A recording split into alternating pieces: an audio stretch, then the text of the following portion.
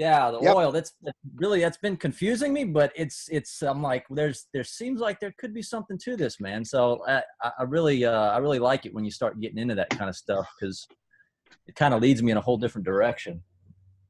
I appreciate it. Once you start seeing the lab work behind it, that's when shit really gets magical, when you really actually just see what happens. You know, there's no denying it at that point. And then when you start carrying that over to everything else. Yeah, it seems like there could be a lot of application there for that. Yep, because the oil opens up the salt, because obviously the salt as a hard crystal is not usable for anything. And so the oil is actually what's opening the salt, the same as like voltage is opening amperage. The amperage is where your power's at, but the voltage is what makes that usable. So when you say it's opening it, you mean it's sort of like breaking it down and sort of, I guess, in a way, melting it? Is that kind of what you mean? Oh yeah. Yep. And then now it's bioavailable. You can incorporate that into your body. Yeah. Or the big experiment that I'm working on that I don't talk about a whole lot because I'm working on it as an experiment is there's a cymatics, a language written into the salt.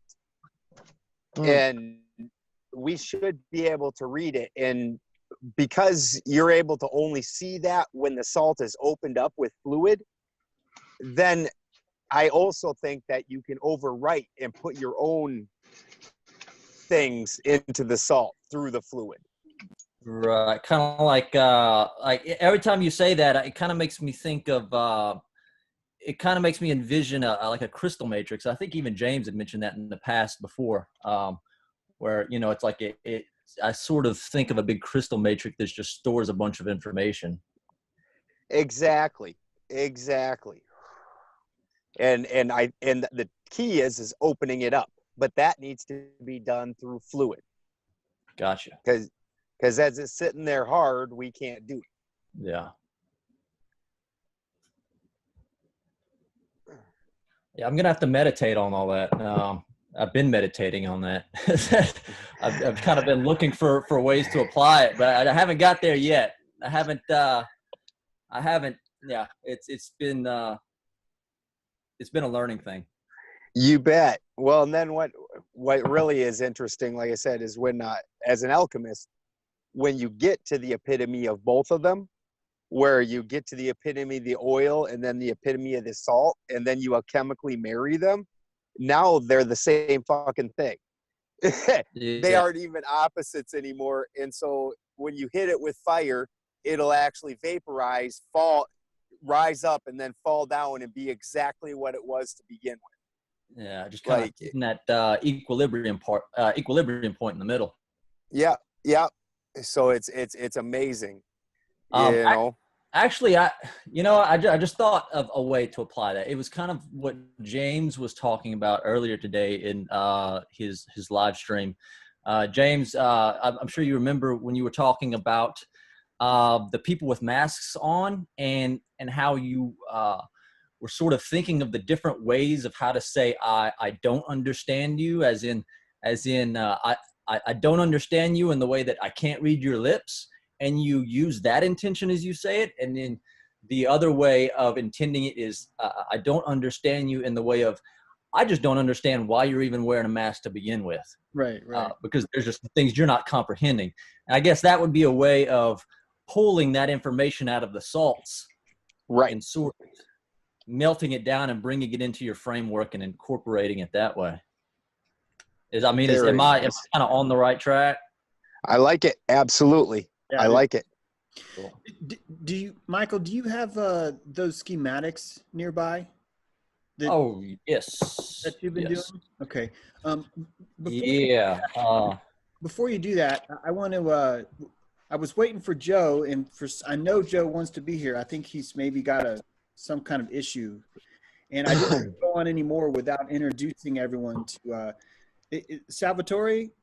I've got you muted right now, but it's only because I'm encouraging people to stay muted until they're talking. But you should be able to unmute yourself. Can you hear us, Salvatore? I can hear you. Hello? Hello? Can you guys hear me? Yep, I can hear you. All right, 10-4. How you All right. guys doing? Great. We can't see you yet. Can you turn on your video, or would you rather stay Yeah. up? I'm kind Oh, it might be too slow. cutting out. Yeah, you can leave it off. Hold on a second. I see here. Yeah, it's pretty bad. Are you guys having the same trouble I am, where it's a lot of breakup? Yeah, it's I'm breaking up. Okay. Yeah. Okay.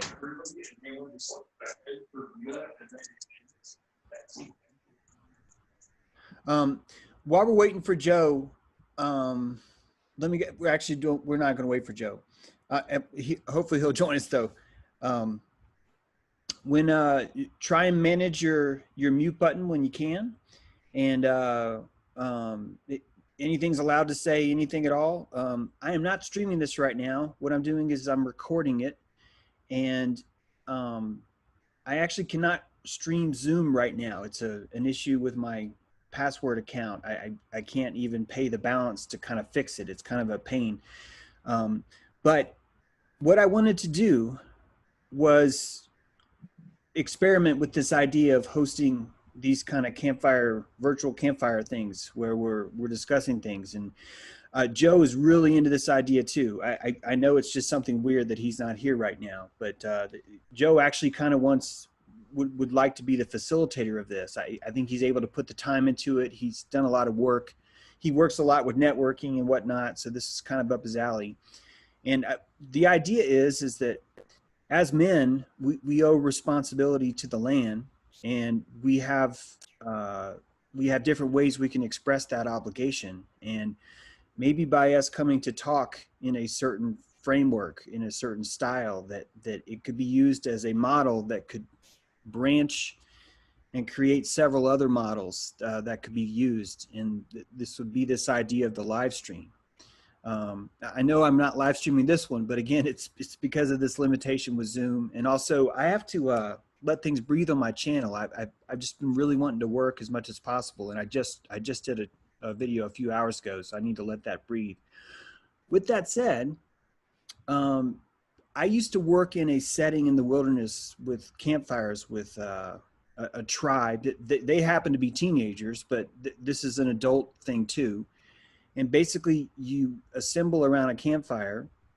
One of us could be hosting the campfire and actually have their camera set up that day and filming the live campfire so we could actually see that. And then the rest of us would basically just be showing ourselves and discussing things. What we discuss is basically each of us would bring something to the campfire. This is your sacrifice to the fire. And you would take something away from the campfire.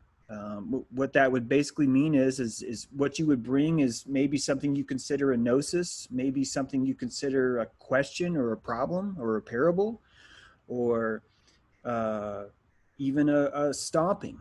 And that would be what you're bringing. And then what you're taking, basically it depends on how you look at it, but the idea is here is fellowship. You get the juice from everyone else, their feedback involved, and the whole time we're also using this as an echo for other people that want to listen. They either don't have the technology or are not yet budding, that are still budding into this process of the apocalypse. Basically, what's happening. This is what I've always seen happening on a campground setting, but I think if we could start it now in a virtual way, it could really be powerful. These campground ideas that I see would be all across the country. It wouldn't be my campground. All of us would have these different sort of spots, these neurons of the land that are lit with fire. And these neurons are now connected through this ceremony of this campfire that all of us are starting right now. If you're interested, that what we're doing here is beginning that. We are lighting the first neuron, and we're hoping that other neurons will pop up. So this is sort of an experimental circle where we would be playing with how this format would work. In a sense, there's almost a talking stick sort of thing where someone has the fire, has the floor. There's also a fire tender. Someone would actually be responsible for tending the fire. I think it'd be really important if we actually had a live fire and one of our cameras was focused on that fire, depending on whoever was hosting the fire that night. Anyway, I'm springing all this on you, all of you. I haven't really spoken about this to any of you before, so I don't expect there to be a unanimous even, like of it or favor of it. So don't even feel like you even have to answer yes or no. But I'd like to just tell you that that's sort of what I wanted to talk about. And if you have any feedback on that, I'd love to hear it. And, yeah, so I open the floor to anyone who has anything to say. And you might be muted. So I attend sacred bloats fairly often. And one of the big things is when you start the bloat, you walk around in a circle 3 times, once for each mind, once for each level. No matter how you want to look at it, it's 3 times. And we're trying to call in the spirits of dense beings, the titans, the gods.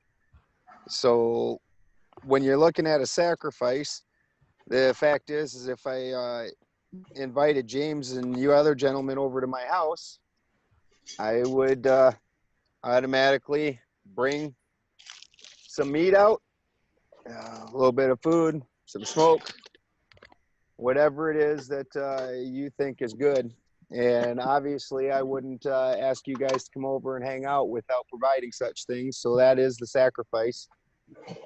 So, and then typically there's as a heathen anyways, we do 3 rounds with the ceremonial meat horn. Yes. And yeah, this is mead, actual ceremonial mead and mead horn. And then after each round, the first round goes to the All Father and the gods. And then the second round, more about whatever your the theme of the day is. So with us, we're trying to wake the titans, trying to talk to the dense gods, wake the masculine, the return of the king, the reforging of the sword. So that would be what your second round would be more dedicated to. And then the third round's just for you personally, your personal tie-in to such a thing. And then the sacrifice gets thrown into the fire. I'm at a city park, so I just brought a little incense burner thingy. And then you tell a little story, talk about the subject matter, drink some more, and then walk around the circle 3 times and call it a day. Right on. Clockwise. Is there an version of mead? Non-alcoholic mead? I drink. This is alcoholic mead. I'm actually not a drinker myself, so I only drink it ceremonially. So in the portion of when everybody's sitting around just drinking, I'm usually the one smoking. Okay. I do smoke like a chimney, but I don't drink. But this is just a simple honey mead. Actually, most your cosmologies that have a prohibition against the fermentation of grain and such do not have the same prohibition against the fermentation of honey. So ceremonial honey mead. It is the fermentation though. Yep, I mean, it is a fermentation. It's a light fermentation.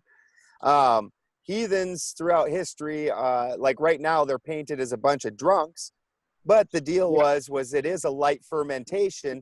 So if you take your fruit or your grains or whatever, and you lightly ferment them with honey, you get a low alcohol preserve.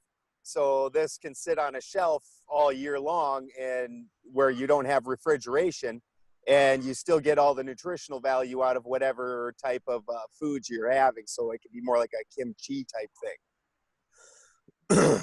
But yep, there is definitely a fermentation here. It takes about a year because it's a fermentation with honey, unless there's a few different things you can do to get your yeast to activate and populate much quicker. But if you're going old school style, it takes the better part of a year to get this to ferment out. That's So cool how long the sacrifice takes. It takes a year for it to ferment. That's cool. I've been Uh, assembling these magical items, and I really like that you presented that mead horn, because one of them is my father's. He's got a bullhorn. It sits on my dresser along with other items, and now I know what to do with it. But these magical items, these personal items, like I started this 9 years ago, and I acquired all these magical items and all these rituals, being tobacco. We rolled our own tobacco, and I had a red elk leather tobacco pouch made, and I had a sigil put on it. But it was always a sacrifice, a pinch of tobacco before I ever rolled a cigarette or anything like that. Those things have since somewhat faded away, but now I'm coming back to them, right? So, James, you're talking about the 19 stomps. Yeah. And I incorporated my own. I'm north. I do like the black elk type. I do the north, east, south, west stomp. That's what I do. But my question to Ben, since you're the most experienced in this, is most of this intent? Are these rituals you developed for yourself? Is it the intent where the power is? Is that it, or are these actual rituals kind of have to be a certain way, like the way you described them? They don't. So most of the things I do, I just do because that's what I've chosen. Yeah. I'm an Odinist as compared to like Asatru. Asatru has a prescribed, and there's Joe. Asatru has a prescribed ritual set.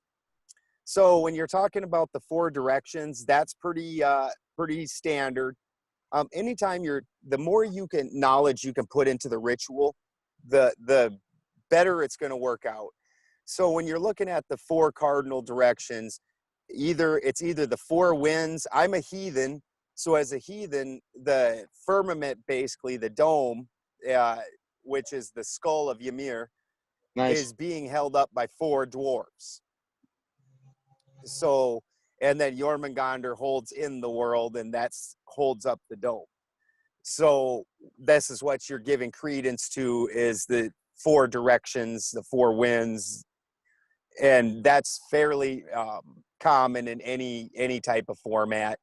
And then the rest of it, just as you start, I'm left-hand path rather than right-hand path, so I'm trying to put as very little of my own things into this. There are places that have prescribed rituals, but even under those, when you start just doing the prescribed ritual without understanding the intent and the mechanics behind the ritual, that's where things really start going wrong. So the more that you can understand why you're doing whatever it is you're doing in the ritual, like when I'm walking around 3 times, I'm walking a circle, I'm making a vortex, I'm making a sacred space. I'm doing it 3 times because there's 3 levels. There's the oil level, the earth level, and the salt level. And all of them are right here. All of them are in me. And I'm answering to all of them. And then when you're doing the 4 directions, that's, the 4 directions or the 4 dwarves. This is a very common thing, no matter how you're looking at it. The 4 seasons, even, you could look at it as. So every different mechanic that you're doing, just understand why you're doing it. Don't just blindly do anything, because what fucking difference does it make at that point? Yeah, you're exactly in the procedure. If you just follow, there's a difference between reading a script and acting a part. These are 2 totally different things. A nurse will follow a procedure. You don't want to follow a ritual. Your magic's going to be dampened because it's not going to have your belief plasma behind it. This is all This is all about belief. That's why it works for Benjamin to do 3 levels. Look at it as the geometry. If you're going to sacredly create a space around you, it would make sense that you would naturally point in all directions and declare, this is my circle, this is my circle, this is, even if it's a square, you're still creating, it could be a pentagram, it could be a triangle. There's nothing evil or good about any of the shapes. They're just geometry, you know, that we use. So it really comes down to like deep belief. What do you believe that 3 is the way to go? Because that's when your plasma starts to amp upon itself. It's kind of like when you're turning a wheel, you can catch it and make it go faster if you hit it just right. But if you hit it with the wrong rhythm, it'll make it slow down. You know what I mean? It's kind of like that. So your belief is going to build. It's going to build. Like, just as an example, not to take over a bit what Ben's saying, just as an example. When I found out that humanity is not a virus, is 19 letters, it was like it got this jolt of electricity that came after the fact. I didn't plan that, but when I discovered it, it acted as a double bounce on a trampoline.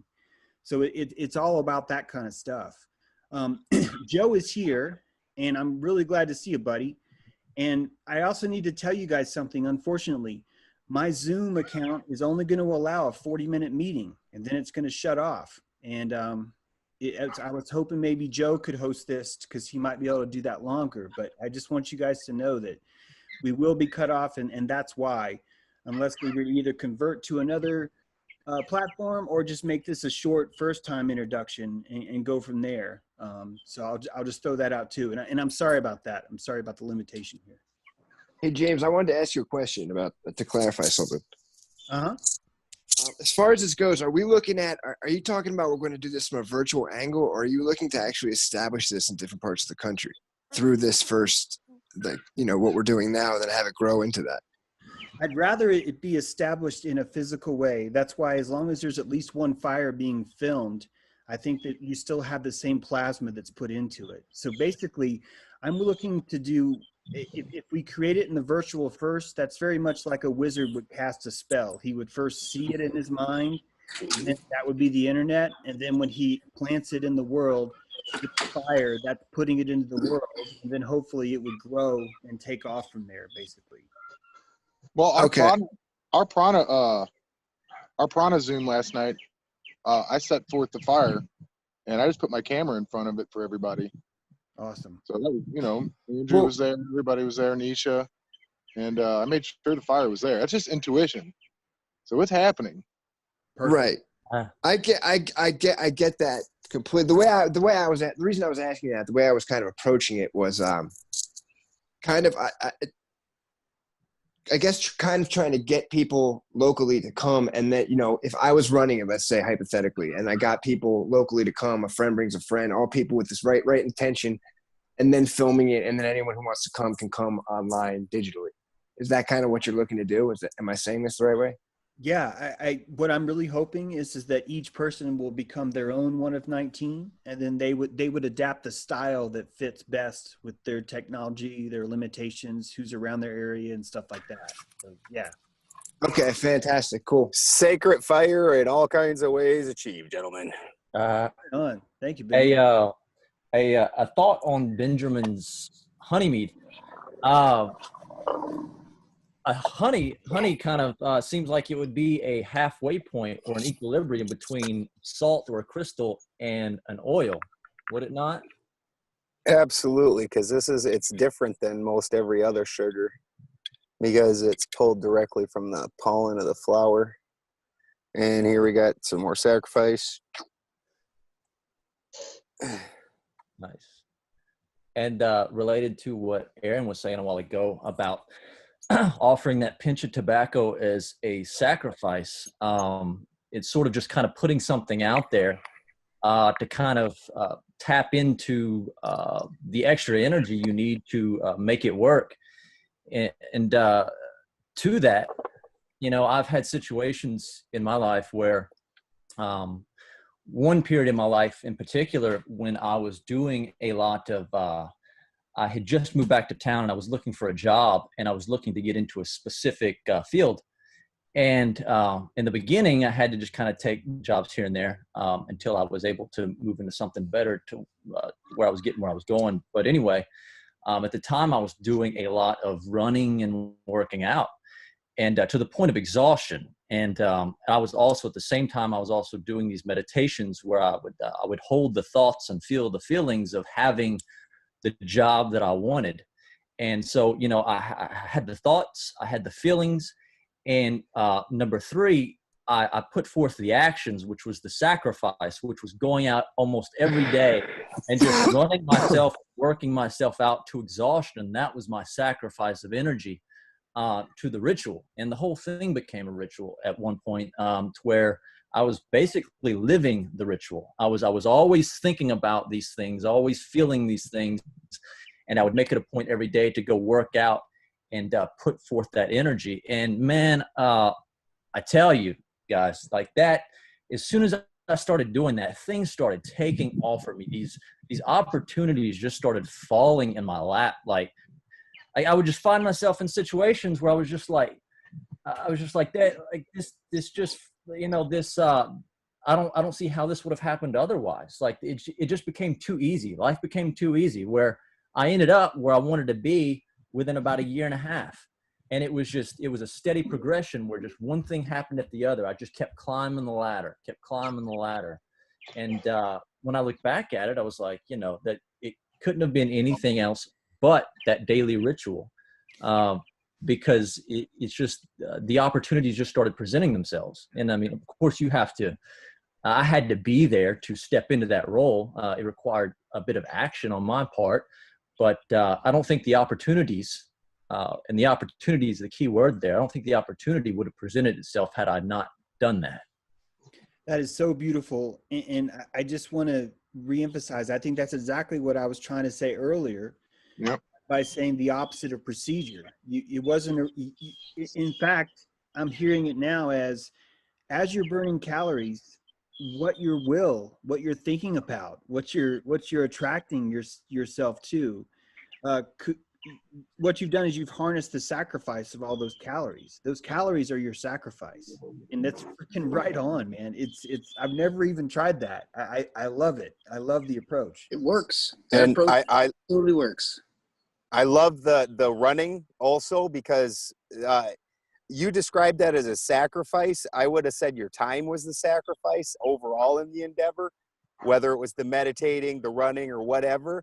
With the running, though, you're getting your dense mind activated, your masculine mind into it. It's not just sitting and thinking. You're putting actual density into it, power. Right. Yeah. It takes a lot of effort. You have to just power. I mean, when you're running long distances in particular, you have to just power through it. That's all it takes, is just mind over matter at that point. It's just telling your body to shut up and just get with it. Just plow through it. But yeah, so it's a definite masculine thing happening there. Perseverance too. So there's always gonna be something to test you. Right. Well, that's what makes the sacrifice worth it. You know, I think that's really what it comes down to, is what kind of effort are you putting in? If it hurts, if it burns, if it's difficult, if you're harnessing the energy correctly, you should be sacrificing at ultimate capacity. You should be casting the most electricity by the amount of effort you feel yourself putting into it. Look at muscle building, look at weightlifting, look at strength training, look at all those things.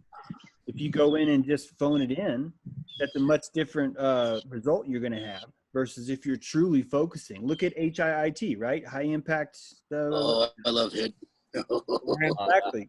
But look at how much faster that works on a shorter time frame. Mm-hmm. Again, it's a burstable will. It's a burstable. Mm-hmm. I'm not saying we should do it. I'm just saying it's a squeezing of it out. You know, you're in the position and you're trying as hard as you can in that kind of way. I like that you had two sides to it too. It's the feminine is always the open. That's especially going with that electrically. The more thought you can put into it, the more voltage you have. Mm-hmm. Then the more masculine side you put into it, the more power you put into it, the more amperage you have to flow right down that voltage. This guy right here, man. This guy right here. He nails it on the head right there. Yep. Holy shit, that's awesome. Voltage and amperage. You're so right. Man, you were so freaking right. Ohm's law for life. Badass, man. Hey, Michael, do you have those sketches nearby? Yes. This is pretty cool.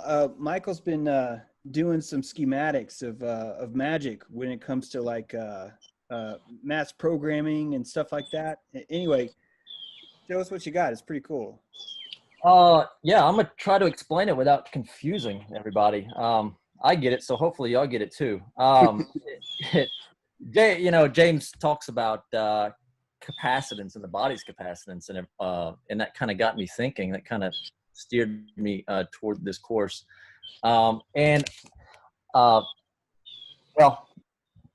let me just, okay, here's a schematic, right? Can you see that? Mm-hmm. Yep. I don't know if it's backwards or not, but you Nope, got your it's power good. source. You got your power source. You have your diodes. You have your capacitors, and you have your load right there on the end. The Little output. resistance. So I was kind of thinking, since the human body is capable of holding a capacitance, well, I mean, so is the reputation of people. You're able to hold a charge through garnering reputation, whether it be good or bad, because capacitors have the ability to charge themselves, not only on positive, not just from one charge, but from both charges, positive and negative. You want to look at either of those as a charge. So if somebody's getting good PR or bad PR, either PR is charging the reputation either way. So what I was thinking is, you need a power source first to just power the whole thing, to kind of power the process. And Ego. Can you hold that up again? Do you have an anode on it? An anode. Well, I mean, Because I can physically put this to you. There's cathode and anode, and then but your blood and whatnot is your fluid that is flowing through, and your capacitor is your salt. Just like a battery, like the electrolytes in a battery is what's holding your charge. There's a cathode, anode, and your fluid that lets it pass, and it's the salt electrolytes that's working as your capacitor. yes, your Damn, cathode that's and awesome. being there on capacitors. Yeah, this is the schematic. Guys, So this schematic has a multi-threaded purpose, because the moment you can start tangibly picturing plasma, the moment you can start tangibly picturing prana, is the moment that you can see it into the world. And so by looking at what Ben's saying and Michael's saying, and seeing this as an electrical circuit, you're literally creating all the necessary circuitry for the magic to work even more clearly than it has been before. This is going to jack your belief that much more, because you're looking at it as an electrical system. It's freaking brilliant. By the way, the 40-minute time thing has been revoked. Zoom said, here's a free gift. We're not limiting you to 40 minutes. So, anyway, Cool. let me see if I can explain. That's the magic right there, baby. Let me see if I can run through this whole thing and explain it. You see right here, you have your power source. The power source, I think, is the state, or what we could use the state as a power source in this situation. And what the state does is they create a back and forth, a struggle between people, the left and right. Like James talks about the two towers, the two poles. They kind of get people to move back and forth against each other. And this back and forth movement is an alternating current. You've got an exchange of current between people. So you've got this sort of alternating current between left and right, the two poles, the two towers. And so you're creating a power source for yourself, an AC, an alternating current power source. Or if you want to look at it as an alternating pranic source. And so you've got this power source here, and you begin to hook up the circuit. And this is a voltage doubler circuit. So what it's going to do is it's going to take the voltage and amplify it. So in the amplification process, you've got these diodes and you've got these capacitors. And what these diodes stand for is, I think, is the diodes act as, or the media acts as the diodes. So you have a positive, you have you have a positive side and a negative side, or just like Benjamin was talking about, an anode and cathode.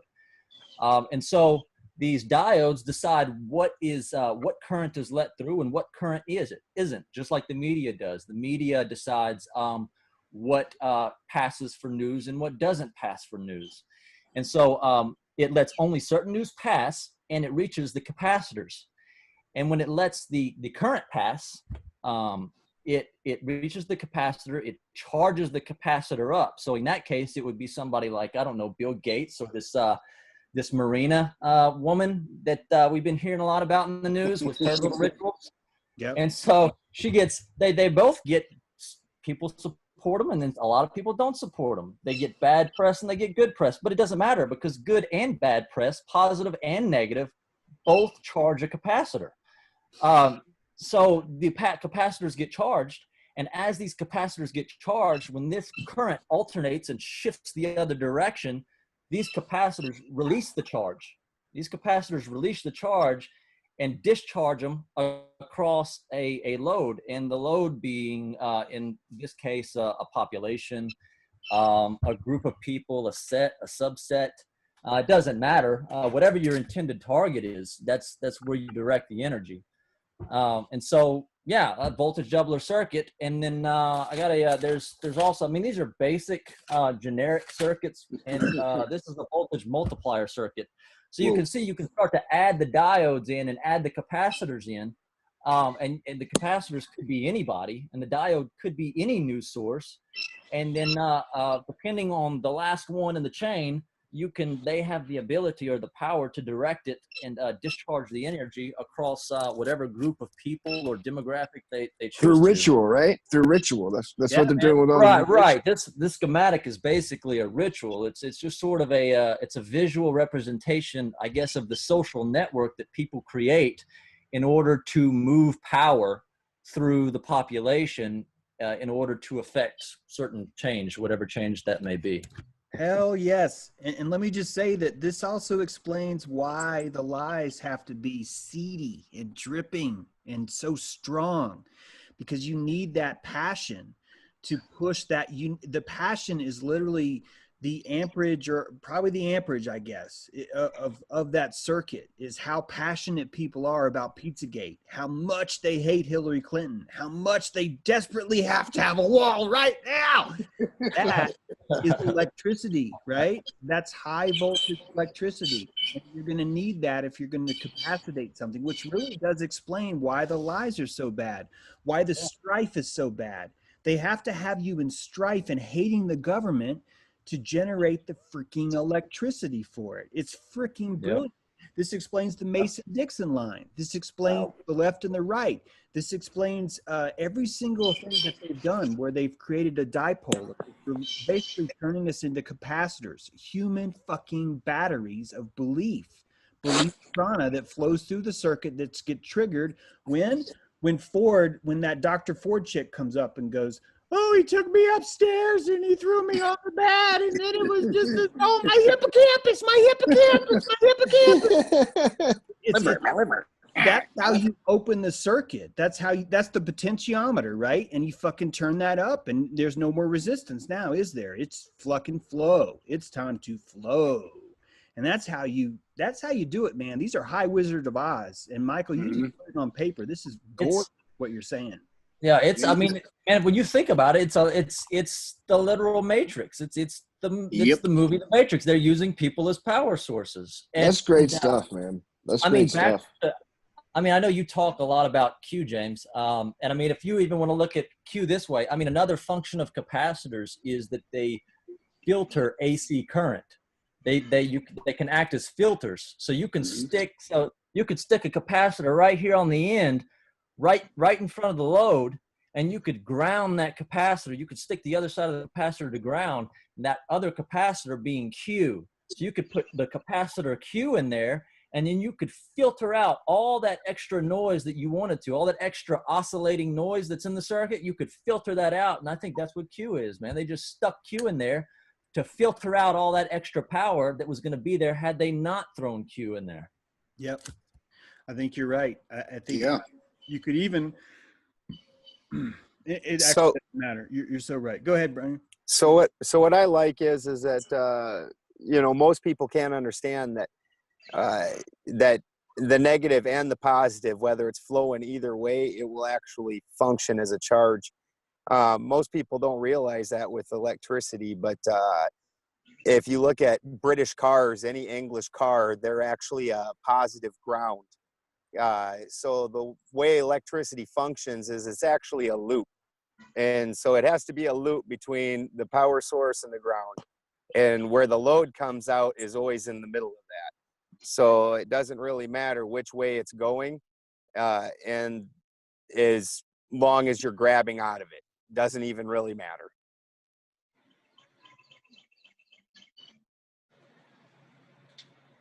Yes.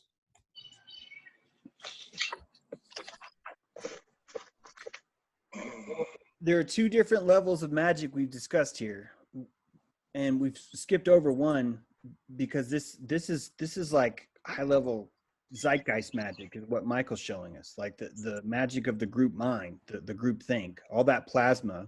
Like Super Bowl halftime show magic. Yeah, exactly. That's exactly the way to say it.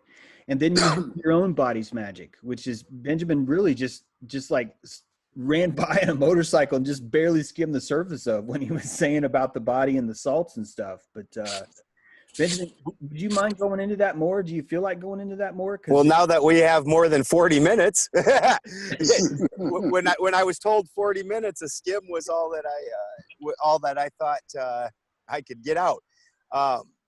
So when you're looking at magic, anytime that you're doing it, you need to understand that there's three levels.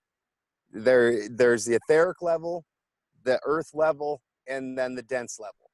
So no matter how you're looking at it, when you are doing your planning or your coordinating, that's going to be your oil level or your etheric level. And you're going to want, that's where you're talking about making your plans. That is the engineer mind. When I say three levels, I also say three minds. So your engineer mind, that is going to make the plans. That's going to be your timing of the event. Everything that you can think about it, every bit of intention, every bit of idea that you can put into that is going to be your etheric level. Then your dense level is going to be your actually doing it. When you're talking about like the way a man is made, your Odin mind is your spirit mind. Your dense mind is your walking mind, your animal power. So that means you're going to have to actually get out and do things. That's how you're going to speak to your salt mind, because your salt mind does not speak in English. So when you say dense, what do you mean exactly? When you're saying, can you elaborate on what that means exactly? Just so that word dense. Our plane, as you can look out and see it, has three different levels. There's the level that we live on. Anything below us, it gets too dense. It's the earth actually gets more compact, more pressured, more dense. Okay, I see what you're saying. Okay, I got you. So that is the dense side. And as you get up etheric, you literally, I mean, that's the whole thing. Everybody, the metaphysical matches the actual world. If your philosophy does not pan out in real time in the real world, then you need to ditch that shit. So the etheric, you're talking about your oil mind. That is, as you get more and more etheric, now eventually you can't survive again. The entire atmosphere gets too thin. You can't breathe anymore. This is ether. Now, as your body breaks down, you've got an oil side. So the oil is your etheric. That's gonna, when fire hits it, that's gonna rise and turn into gas. You've got a salt side. Your salt is your dense. When you hit that with fire, that's gonna glow and come together and get harder and more solid. And then you've got your earth level, which is where we live, which is carbon, water, and cellular material. Cellular material is like cellulite, cellulose, the egg, the shell that all the rest of this happens in, that the carbon and the water reside in, and then your salt and your earth, the epitome things of you. But if I took every single one of you, and I took Tyr, my dog, since this is mandate, got to have Tyr, and which Lindsay Sherman, yep, it's Tyr, and I took all these things, and every single one of them, we would have that white ash cellular material, the carbon, and the water. The only true difference between you and a plant, a dog, a cat, any life on this plane is the oil and the salts. The rest of it, I can burn it down into a pile. It will all be the same damn thing. It's all carbon-based life. So now when we're talking to the carbon-based life, that's where we're talking to our things on this plane, where I'm doing this action, I'm speaking out loud, I'm doing all these things right here with this body, with this ego. That's what the ego is. The ego is the thing that gets burnt out by the fire, the thing that you actually are not. Because the oil and the salt are the two things that are truly you. When you die, whether you go through the alchemical process or you die just because you fall over and die, the oil's going to rise up and evaporate out. The water or the salt is going to sink down and fall out, and the earth is going to return to itself. It's just going to be carbon, water, and cellular material that's going to be reused like Legos, straight up. So when you're doing a magical ritual, these are the things that you need to understand. And then to make it even more powerful, then you start taking things like the sky clock into account. Would I plant a seed right now? Yes. This is the time for me to plant seeds, which makes an excellent time for this ritual that for James, that Joe, for you guys to start this type of ritual. This is the spring, the return of the masculine. The sun came back. Masculine power is here. This is the time to plant a seed. Would I plant a seed in December? No, not so much. So that same thing applies when you're doing a ritual. Every bit of intention, every bit of idea, if I'm doing a ritual today, it's going to be stuck right in my craw that right now is the time to plant seeds, and I want the power to suck in and the life to just boil and build until that thing explodes out. That's what I want right here, right now. So that's part of it. And then when you're talking about the dense side, going below yourself dense, understanding that there's power spots on the earth. It doesn't take much to get a set of oh shit, what are they called with the sticks? Dowsing rods. Dowsing rods. Jesus. It doesn't take much to get a set of dowsing rods. You hold them as straight as you can. You walk around. You can and just hold them straight, and you'll find open and closed spots. You'll find different power points around your land. And always try to do these things. You're going to find that trees and plants and whatnot, they follow those spots. So going to groves makes it real easy. You start putting as much of these things together, understanding that if I'm doing it with the study and my time, I'm putting my etheric mind into it. I'm making a ritual. I'm putting all this time and thought into it. I'm going out and I'm doing the work. I'm collecting the materials. I've got my sacred staff that I made from my land and carved and took all that time. And I've got my runes and I've got all my other things, and I've set up the circle and I've set up the ceremony and I've done all these things, telling my dense mind it's time to go. That's just like when a prey runs by your dog. No words, that salt side took over. Like, oh shit, it's time to go. Time to chase something down. The dog doesn't even know why it's doing it. It just does it. You need to speak to that side. Get in touch with it. And that's what you're doing. You're setting up the stage, letting that dog know that prey is there and getting ready to run. It's time for you to kick that amperage power in. And you, the contractor, the ego on this plane, you are the one putting this together. You are the beautiful thing that's making all of this happen. So when you're doing a ritual, that's what you put into it. All of those pieces, all of it. So Ben, can I pause you for a second? I told you I was gathering these magical items, right? When James sent me this here, something happened. And it was all of a sudden I'm coming up with all these rituals in my mind.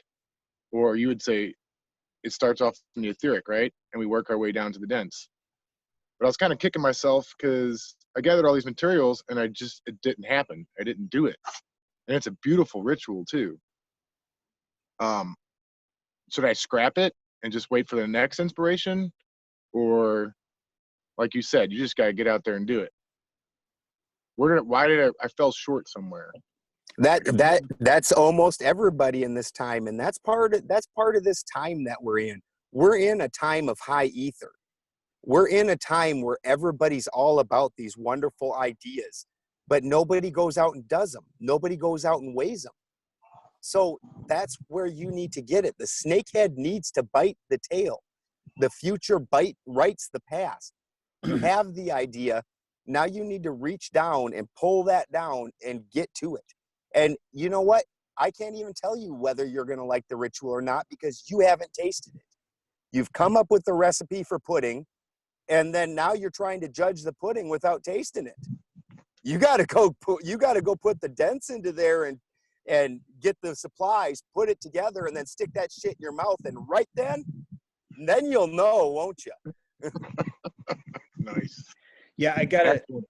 This is the perfect example of harmonic resonance again, and it's on 3 different levels. As I said with the mask today, that you're saying different things with the mask. Benjamin is hitting the land with his staff. He said something very important. He said, "This was carved from the land where I live." And that is how he is tapping in to the soil. He has set a magical root. He's connecting his wire to power, and it's going into the ground, and he touches that staff. And that's the second octave. If you play on the guitar, if you hit it just right, there's a second octave you hear, but you didn't play it. That's what Benjamin's doing there. And then how he holds the staff. Is he holding it right side up? Is he holding it right side down? That itself becomes its own diode, where is the power going to go this way or is the power going to go that way? What we're doing here, gentlemen, is literally building consciousness node by node, neuron by neuron. We are seeing our harmonic ability of tapping into the soil. And we will find that there are harmonic node points that will appear above our fucking heads because we said something 19 times or because we held the staff that came from the land, not just any staff. And we have to fuck up right now. You have to go out and fuck up. You have to go out there and try a ritual and sacrifice something that meant a lot to you and just totally feel like, well, that didn't work. Fuck, or it blew up in my face, or it was a total dud. If you find yourself in doubt, it means you have a short in your circuit. Just like Michael drew his spell on paper and he goes, here's my spell. Wait a minute, the diode doesn't match up. I'm going to need a resistor here to block this back current. That's what we are doing. We are living electricians building with magic. We need sigils. We need physical objects in the land to hold our intentions. Your intentions, just like your adrenals or an antenna, your intentions can be placed in the physical world, into objects, into the vortex that Benjamin stomps out. He's creating a geometrical intention inside. There's an electrical moving vortex now that's constantly spinning. Do you see that, Ben? That's my first sigil. Love Yes, it. see? Beautiful. The Wheel of Pain from Conan. The Wheel of Pain. That's what I thought of when I first saw it. Yep. That's what started it all. Right on. This is great. I don't even have to say anything, but the node thing, definitely. When you gave me that silver round, James, back in New York, when we did that mountain hike, You know, you wanted to do that ritual with the birch bark. Yep. Oh, we missed a chance. You know, Oh, I love it with the so birch many of bark those. because birch is very ceremonial. Oh, yeah. Birch, when you look at like Hollywood movies, the stuff that has all the little of birch is the fire starter, baby. That's it. Yeah, it's what all you're seeing, Aaron, is that in New York we were budding magicians, which means we're not producing a shitload of pollen. We're just producing a little bit, and the magic bees are coming around going, hey, look at that. This guy's producing pollen. Man, last year he didn't produce this at all. In fact, what he thought was a staff was he would, pick up his favorite stick. He didn't know where the fuck it came from, and drive across the country and wonder why it didn't work. He held it upside down half the time when he was causing a positive spell and up and right side the other way. And fuck, man, he didn't know what the fuck he's doing. Man. I tell you, then he broke it and he pretends like it's not broken. What the hell's wrong with this guy? And now it's like, look at that fucker go. Look, he's making electricity. We are learning how to walk, gentlemen. We are giants that have been crawling, that have learning how to walk. And Benjamin is the first in our class. He's been up for a while now and he's tall as fuck. And we're like, don't you fall on me, fucker. Don't you fall on me. And he's going to fall on you. He's going to smash his knee. He's going to go through his own rituals like all of us do. And well, here's one, and I'll share it. It's like when we did the RX Only Picture Show with Tracy Twyman. I think the first episode, I was like, oh my God, these guys they're working with clay. That was Maddie and SB. So the next show, that next week, I got me a block of clay, and I started making the only thing I can think to make, and that was runes. My wife bought me a rune book. And it was magical. It was healing. There was things going on personally in my life, and so yeah, that's that budding. But I think we're a little bit selling ourselves short here, James. We've done some amazing things. I mean, look what Andrew's done and you guys and all that stuff. So some of the things I've been thinking about with sacrifice is empire. Like, what's the best representation for empire that I can incorporate into a sacrifice? Absolutely. Because I am a and I'm going to cut ties with it once and for all, because to me, it seems like with everything that's going on, they're very hungry. They're like an addict. They've done so much dope. Their tolerance is so high. They're reaching their end. This is it, buddy. You've got two alternatives. You either can accept help from us or you're a goner, but I want to separate my ties from this very destructive thing. You know what I mean? I'm trying to kind of look at it like working with an addict. But the archetype is tower, Aaron. Burn your couch. I destroyed my internet. Did you see it on my my YouTube channel? I drug my router out and I axed it. I did. My wife wasn't happy, but it's been great the last week and a half since it's been gone. Well, the archetype is tower. That's going to be Babylon. That's going to be empire. Yeah. And the breaking of the tower is the archetype that I think most represents Noli Bab, not Babylon, but Noli Bab. Yeah. Maybe something you could do, Aaron, is build a bonfire, build it really tall like a tower. That's kind of what I did about a week ago. I took 19 logs and stacked them all the way up and then lit that whole thing on fire, man. Right on. Yeah. I mean, maybe that could be an option. I don't know. No, I like it. That's exactly what I'm talking about. So whatever intuitionally That's good. is my representation of empire, and I've got one. So thank you. Yeah. Thank you. Man, I mean, literally, I'm working at Bear. I'm there again. I'm working at Bear. I'm at the executive office, and this whole thing's kicked off, and they're doing what they do. They're telling us how to work and all that stuff. I'm a very independent, masculine man. What we do in our work, in my company, Arrow Boring, we know how to handle ourselves. What we do is dangerous. We know what to do. But here they come telling us we got to wear all these masks. They're handing us contracts, COVID-19 stuff. I won't even touch it. I'm like, get away. I'm not making a contract with you. But when James, what was it that morning? I was talking to my foreman. He's the owner's grandson. He's 26, and he's always coming to me about philosophy, alchemy, and stuff. So I started talking to him about the two towers. You know, right there in front of the executive parking, they've got these two towers set up in stone, and on each tower, one says life, one says science, and all these different languages, and it goes down the road. You can see the video. I put it on my YouTube channel. But anyway, I'm talking to Ricky, his name is, about it, and we're laughing about it, and he wants to know more. So we go to lunch, and guess what James is talking about? He strikes up a live stream. He's talking about the two towers. You know, that's for real. I'm like, oh my goodness, we're tapped in. The nodes are happening. Mm-hmm. And so another couple days later, I'm doing my 19 stomps right there at Bear. I consider that a fatal blow. They drop their guard. They close the doors. No one's there, but I am. So when I did that little, you know, calling up the Titans and the Giants, that's for to take them out once and for all. Good stuff. But that's why I'm there. What am I doing there?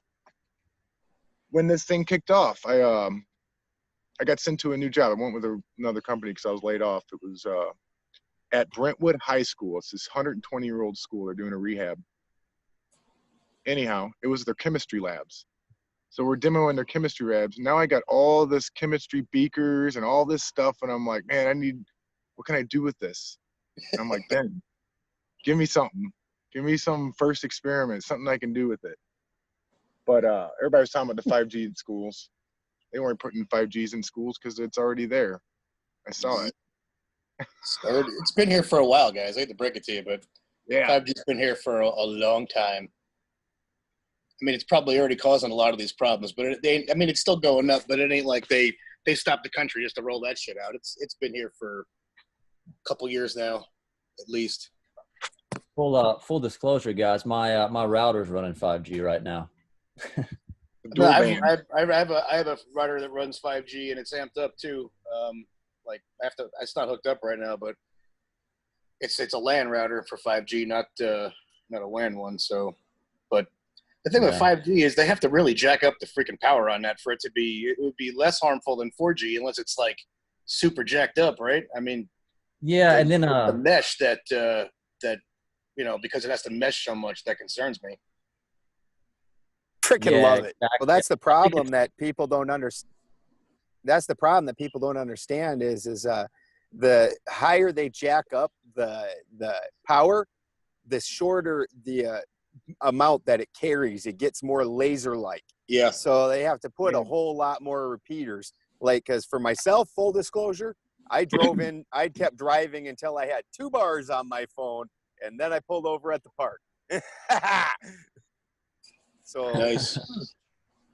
You're going to have to, that's part of why they need to push everybody into these metro areas, because people like me, they're going to have repeaters so freaking often to try and get to me. And half those repeaters are going to be doing nothing but hitting cows. Yeah. Yeah. The network has a big part to play in it when they start putting this stuff up everywhere. Because I think that I don't think it might not. They haven't even studied 5G really. I can't really find anything where they've done any extensive studies on it as far as health's concerned. But I do know that if you start putting up a bunch of these things everywhere within close distances to each other, there's got to be some sort of resonance effect that's going to happen. Almost like it's almost like a coil, like a coil or a choke. It's an electronic component. Now, I'm sure you guys have heard of this before and might even know how it works, but a coil is just a straight wire that's been coiled up and it's wrapped around a certain core, whether it be an iron core or it's just air core. And and what happens is it's a magnet. You might know this already, but when you apply current through a wire, you develop an electrical field around that. And so when you take a coil and you coil it up and you stick those coils right next to each other, those magnetic fields interlace and they have a multiplying effect. And so you've got this big electromagnetic field that grows around it. And so that kind of so if you have a lot of, my point is, if you have a lot of 5G transceivers out there, all close together to one another, I would think that at some point there would be some sort of resonance effect happening there. No telling how that could affect health. Hey, you're talking like a worldwide Tesla death bell right there. That's what you just described. Yeah, exactly. The thing is, though, in order to have all these nodes, in order to have them all and actually have them powered on, they're going to have to be low voltage devices, I think. I don't think you're going to be able to the power out requirements for the amount of these things that you're going to have is going to be pretty massive, right? So it's going to put a lot of strain on the infrastructure unless you make them low voltage devices. And, you know, Michael, you sound like an electrician. So what happens with a low voltage device, if you push the power up too high, it just fucking blows up. So, I mean, how far are they really going to be able to push it? Probably far enough, but, you know. Yeah. And then also another question is, like, how are they going to throttle these things? Like, what sort of frequencies are they going to, I mean, these frequency bands have just encompass a range of frequencies. So no telling how, you know, they could, you know, run some of these transceivers on a certain particular frequency and focus on that, amplify that. And there's no telling what sort of effect that might have. No telling how they could. I'm just concerned about the throttling and the ability to resonate certain frequencies. That's what concerns me. Because if I'm a node, and I am, like we're talking, it's emotion, love, anger, you know. Could they charge these with emotion? Is this what it's really about? Well, yeah, they've been doing that the entire time. Mm-hmm. Why do you think cities are gridded out the way that they're gridded? Why do you think the traffic jams happen in the pattern that they do? That is all a grid that you've been charging your whole life and traveling through in a certain pattern. Well, propaganda itself is a form of EMF. So these signals do have an emotion to them, Aaron. The emotion is either fear, pain, or shame, or all kinds of things. The propaganda is an electromagnetic interference. We are subjected to it. We're being moved by it right now as we talk. And what I found profound is in the 9/11 ceremony, Building 7 was actually a sacrifice. You have to have a third, Benjamin will tell you that. You have a middle sacrifice, something is sacrificed between the two towers. And I'm telling you guys, that's what I think 5G is all about. It is showing us that once we realize this, it's showing us that what 5G is this world of Babylon that has real threats to us. And therefore we destroy the tower. We sacrifice the tower, which is symbolic of Babylon itself. And that's what's happening right now in the apocalypse. All of us are planting gardens. Yes. We're saying, fuck you, Babylon.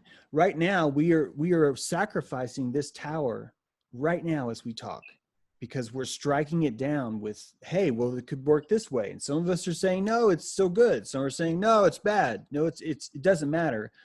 We're going to sacrifice. We are sacrificing it. That's what's happening right now, whether we want it to or not. And it's beautiful. That's what makes it such a great apocalypse, because anyway, it's profound. It's I understand that. Magic here. Excellent. If you can resonate something that taps in on that, it's a great time to do it, because you'll be able to get a double, triple, quadruple bounce from that notion. 10 to the 12th, baby. That's what you want. 10 to the 12th. If you can get that. I better stop having sex with my wife. Otherwise, I'll wind up with 4 kids next time.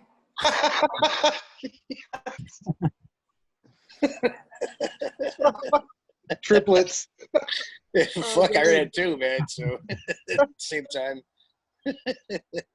I have one reservation when it comes to experimenting with my own personal ritual and all that. And that's, I don't know if there's a fail-safe in it, but it would be to do something that would, I'm trying to word it right, not just harms another person, but, that black magic is to get someone to do something against their own will, or misdirect your intention into somebody who's not I don't know, woke, more profane individual.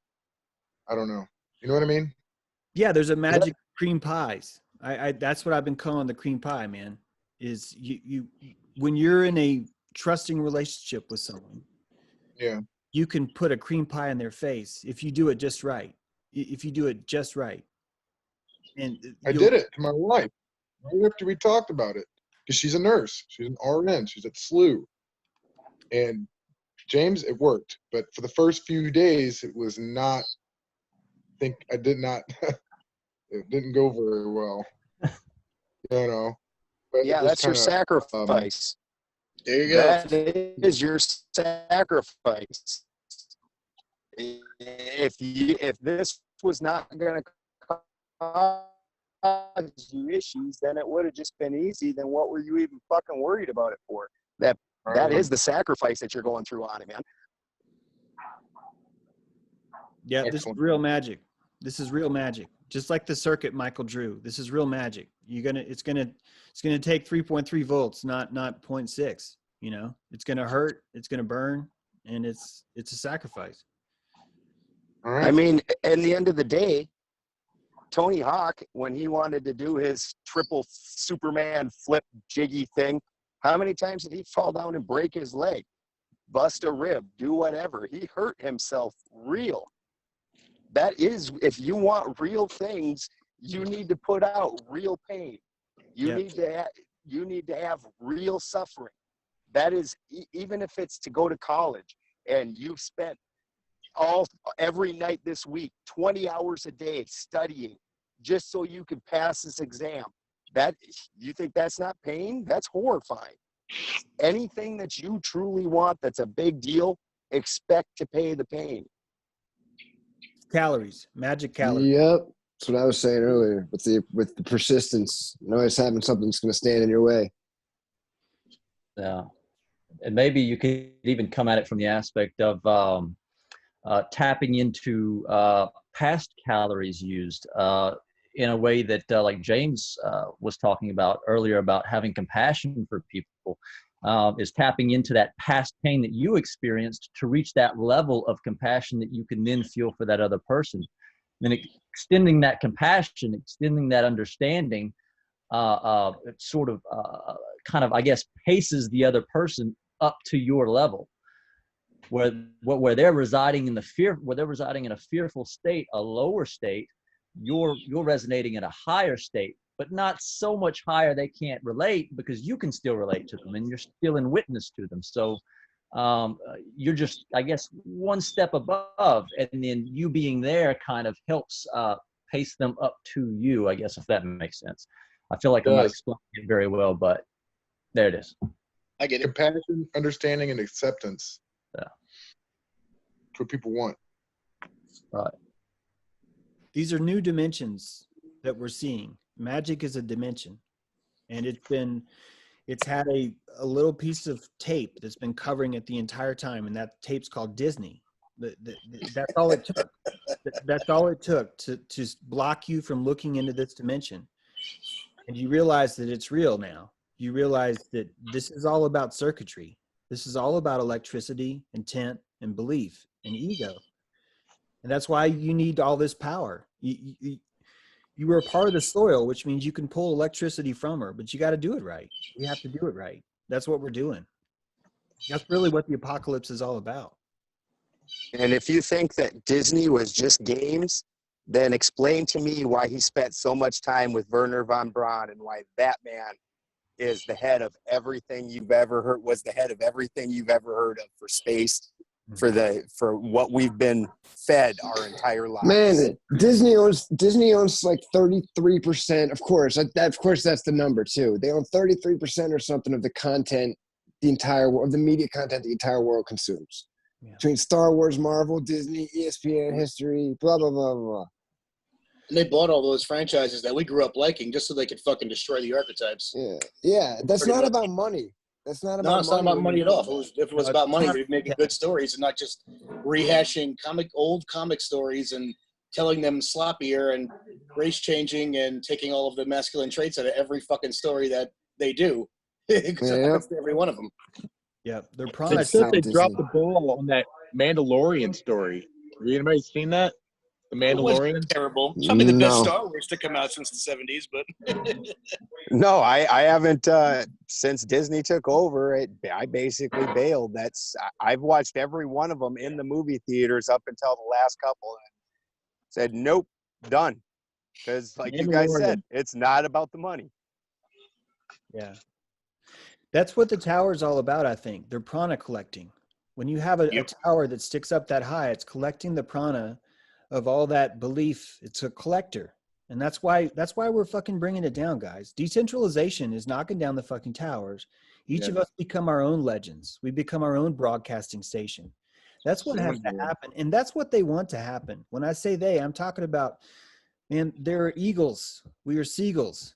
And I'm telling you, man, the Eagles got no beef with us becoming Eagles. I'm telling you, they don't. From their perspective, it's more Eagles they can fuck, like make sweet love to, and whatever. All it's going to do is make them higher, man. It's just going to make them feel better too. We are percolating. We have to percolate. And when we do, we're connecting this massive, massive power. We don't have to do shit. It's happening. This is it. This is it right now.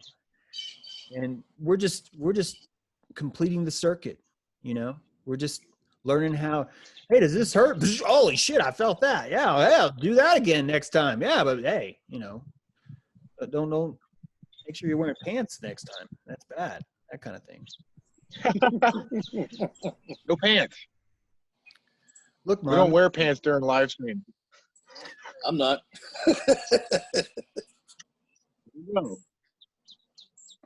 Well, I mean, shorts count, right? But I mean, I'm literally in bed. it's all good. I didn't even know. I'm sorry I was late, guys. I thought James said he was going to postpone it, and I was cooking and everything. So I had to stuff my face and hang out with the kids for a few minutes. So. Where's everybody's location? I'm in the Midwest, St. Louis, south of it. Just curious. Tampa, I'm Florida. outside. I'm outside Denver. Nice. Got Denver. Who's outside Denver? I am Salvatore. All right. Nice. I'm in Louisiana.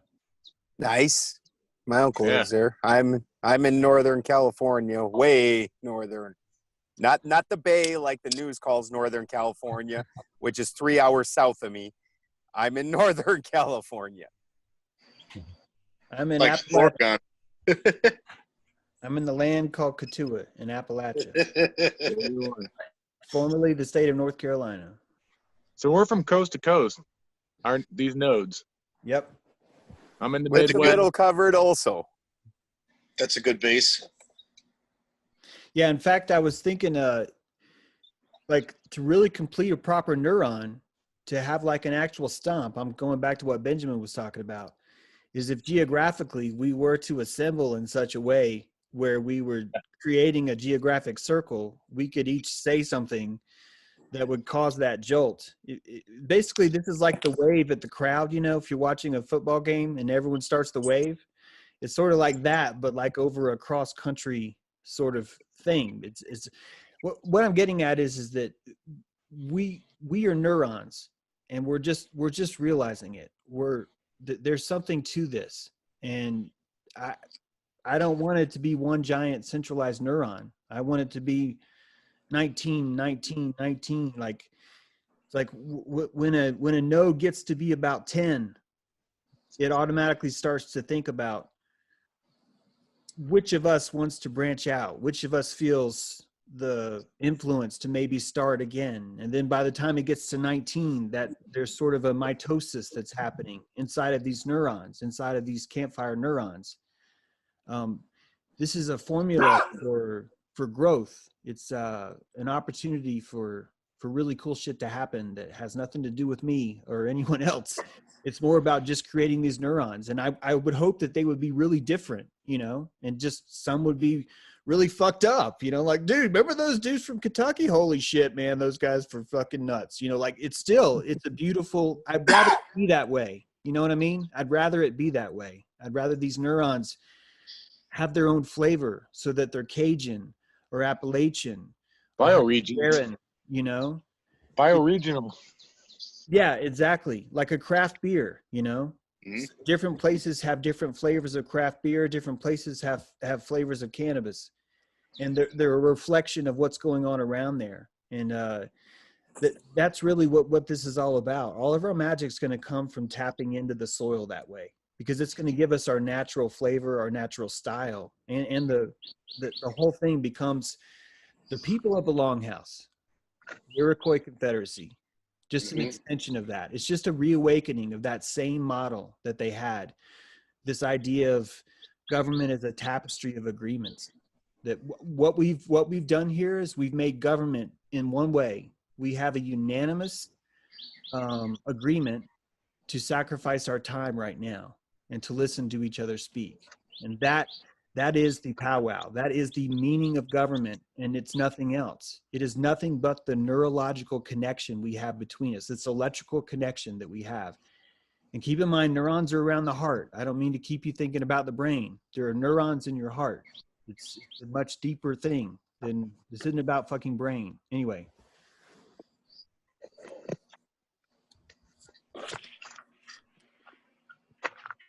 I guess there is benefit in the overlapping energies of things like the heart and the brain. Don't forget the neurons coming out of the gut, the masculine root. Yep. Right. Yep. And yeah. It's almost like it's almost sort of like spheres of energy just sort of overlapping and then creating this channel for energy to flow. Almost sort of like oh yeah, the two spheres of consciousness that overlap, and then in between they create the Vesica Pisces, and inside you've got this you've got this cross, and I guess the Vesica Pisces sort of is a representation of the feminine womb, of the womb, and within the womb you've got this intersecting of consciousnesses, and Wow, man. sort of brings forth new life. That's the body, the living cross, right there. Yeah, the cross is the intersecting of consciousnesses, which lead you to a different sort of realm, or a different form of consciousness. That's mitosis of consciousness right there. Mhm. Right? The consciousness split, and there's another created from there. Yeah, things happen at intersections, man. It's like it's like Thoth in the Emerald Tablets talks about when he was. I might butcher this, so I'm going off of memory here, but when he talks about running from the gatekeepers, the hounds that guard the gates, yeah, he said he had to move at circles. He had to move in circles to escape the hounds, because the hounds were only able to move at angles. That's the way they were able to move through different consciousnesses. But in order to escape them, he was able to move in circles or in a spiral. And in moving in a spiral, you're moving off of that path of that angle, and you're basically sort of phasing in and out of dimensions. So you're able to phase out and sort of disappear from the hounds, sort of a way of escaping. Man, this just blows my freaking mind. It makes me think about electromagnetic motor, and your will. As you're spinning, you're creating the spin of the magnets that's causing the motor to spin, basically. We are so much more electrical than we think we are. iPhone overheated. Hang on. Do you guys want to call it a session? It's been Can you hear me? an hour and a half. Yeah, we can hear you. Yeah, we got you. My phone overheated. California. So Yeah, I appreciate you guys having me on for sure. That was a good time. those Good three stuff. overlapping fields, that's your three minds. Your salt, your oil, and your earth mind. So that's exactly what I'm always talking about. That is exactly right. Whether you're looking at it as the three neuron bundles, the oil, the salt, and the earth. No matter how you're looking at it, it's them three levels, 3 planes.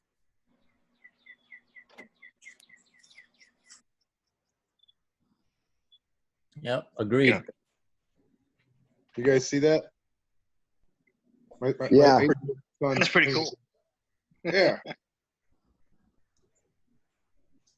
Wait, say something again so we can see it again. That Ellis, he painted this 2 days ago. He goes, Dad, I'm gonna paint a tornado, and I was like, okay. It's fantastic. Good old tornadoes. Man, I've been blown away by the Wizard of Oz is so just heavily referenced so much right now through this apocalypse. The whole Wizard of Oz theme is really strong, man. Really, really strong. Everybody's doing a great job. Being authentic, tapping in. James, I love you. Thank you so much, dude. Oh, Yeah, Especially man. Word. Yeah, thanks, man. Keep grinding, James. right James, on. you are Tavern. Keep bringing us all together here, man. It's the trick. It was excellent talking to you, gentlemen. Yeah, thank you guys. I Absolutely. know I didn't say much, but I appreciated learning about all the stuff you guys, how you see magic and everything. I don't really I practice it, but it comes naturally. Like I've never like stopped to think about it. So it's great to hear you guys actually prosing. So Yeah, it's pretty cool. It's like all new stuff. I love it. And I'm gonna hit stop on this recording, but I'm looking forward to us doing it again real soon. And